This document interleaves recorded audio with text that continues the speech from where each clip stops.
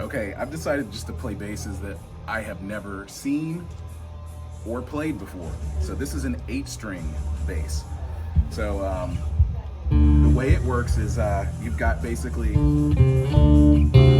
it has this very cool, okay, I'm trying to get used to this, by the way.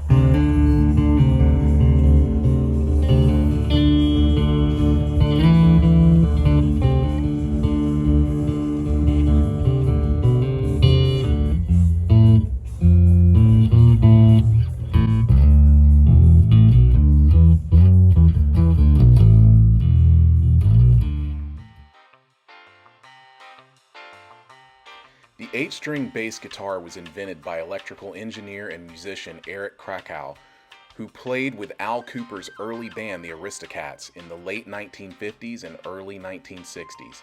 He was inspired by the 12-string guitar, which led to the creation of the prototype being built from a modified 4-string bass.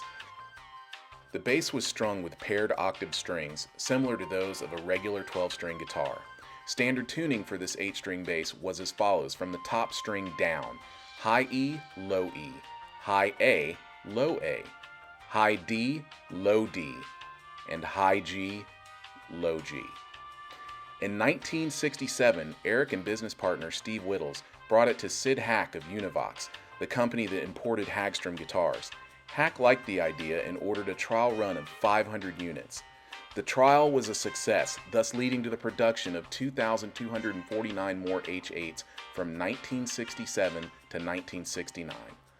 Many well-known guitar manufacturers offer 8-string basses today, including Dean Guitars, ESP Guitars, Hamer Guitars, Schecter Guitars, Washburn Guitars, Rickenbacker, and of course, Hagstrom.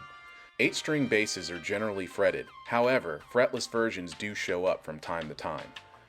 Chris Squire of Yes often tuned his rainy 8-string bass high E, low E, high A, low A, high A, low D, and high D, low G, so that the notes played on the upper two courses sound as open fifths. Usually the 8-string bass is played with a pick to give better attack and increase the ringing of the higher register strings, but a pick is not essential. Some players use fingers as well as slap and pop techniques with the 8-string bass, such as Victor Wooten. Other bassists who have utilized the 8-string bass include Abraham Labrielle, fellow Padula player Mark Egan, Nick Lowe, Jeff Ament or Ament of Pearl Jam, Paulo Pinto or Paulo Jr. of Sepultura, John Paul Jones of Led Zeppelin, John Entwistle of The Who, Mike Rutherford of Genesis, Greg Lake of Emerson, Lake and Palmer, Lemmy of Motorhead, and Tom Peterson of Cheap Trick. If you're thinking that I forgot to mention Doug Pinnick of King's X, he actually played a 12-string Hamer bass, but stick around for another minute or two because I'll mention King's X again. Last but not least, Jimi Hendrix played 8-string bass on tracks from his Electric Ladyland album, namely Crosstown Traffic and 1983 A Merman I Should Turn to Be.